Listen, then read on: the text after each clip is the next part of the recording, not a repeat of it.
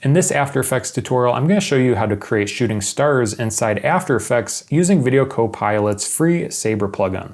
I'm also going to show you how to customize some of the settings inside Saber, showing how to create maybe a Nebula system, and as well as twinkling stars. So this is going to be a pretty cool tutorial if you want to see how to create kind of like a star system effect inside After Effects. So without further ado, let's dive into today's video. 3, 2, 1. Here we go!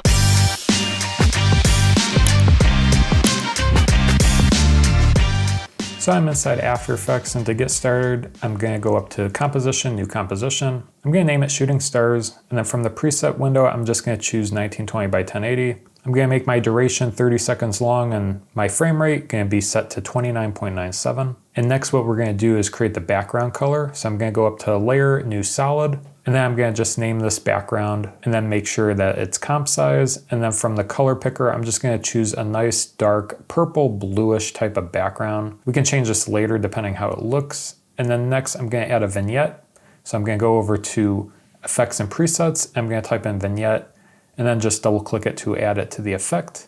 Then I'm going to change the amount so that we pull in the vignette.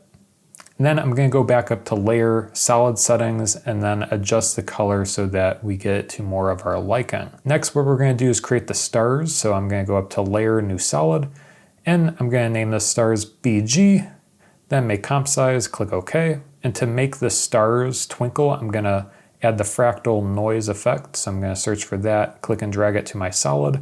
We're going to change some of the settings over here. We'll change the type to Turbulent Basic. We'll change the contrast to 400 and the brightness to -360. Then if we twirl down under Transform, I'm going to change the scale to 7. Then after that, I'm going to head over to Evolution Cycles and check the box next to Cycle Evolution.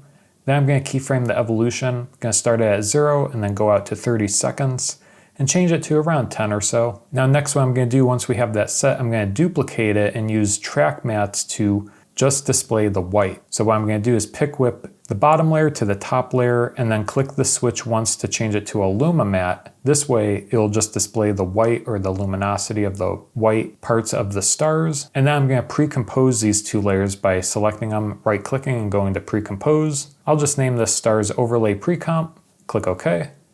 And then I'm going to duplicate this 2 times so we have 3 pre-comps over this background. That way the stars are just a little bit more visible. Next, we're going to create our shooting stars. So to do that, I'm going to go up to Layer, New Solid. I'm going to name this Shooting Stars. Just make sure that it's comp size and we should be good to go. So for this effect, we're going to use Video Copilot's Saber plugin. The Saber plugin is free and I will link it down in the video description in case you don't have it. Feel free to download it. It's a very versatile effect. I highly recommend getting it. You can use it in a lot of different ways as we'll see shortly. So once you add it, you should see a saber in the middle of your composition. So first what we'll do here is actually make a mask. So we're going to click on our solid and then grab our pen tool and just make 2 points of kind of where we want our shooting star to be. So this will be the path of the animation. Once we have that set, we'll click back on the layer and we'll head over to Effects Controls. Under Customize Core, we'll change it from Saber to Layer Masks, and that essentially bounds the Saber into the masks of the solid. Next, what we can do is make some adjustments. Next to Preset, we have a lot of different presets. I'm going to choose Thin, as that will be the best one for a thin shooting star.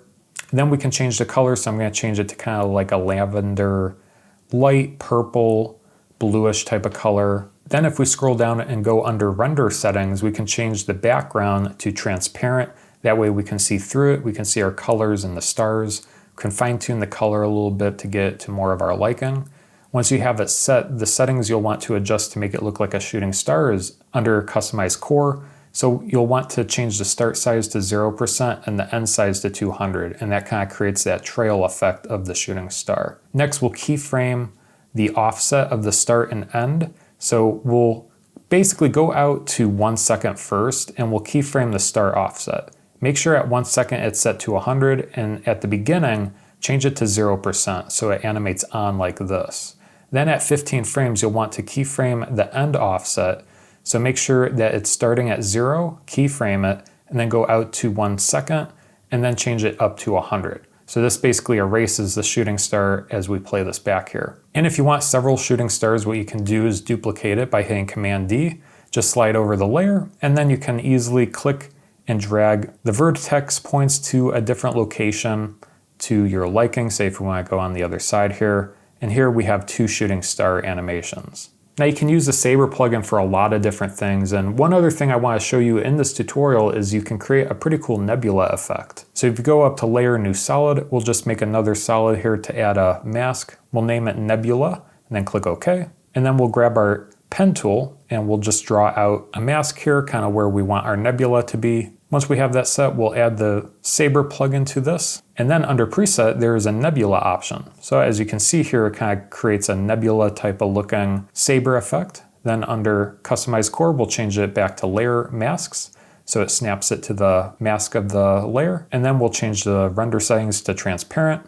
We'll make some adjustments at the top. We'll change the glow intensity to 30. The glow bias to 3 and the core size to 2. This will just make it quite larger, that way it looks more of like a nebula system. You can also fine tune the mask if you wish. And then underneath distortion, I'm gonna change the wind settings. So in here you have more options. I'm gonna change the wind to 0 since it's a nebula, we don't want any wind, going in one direction or another.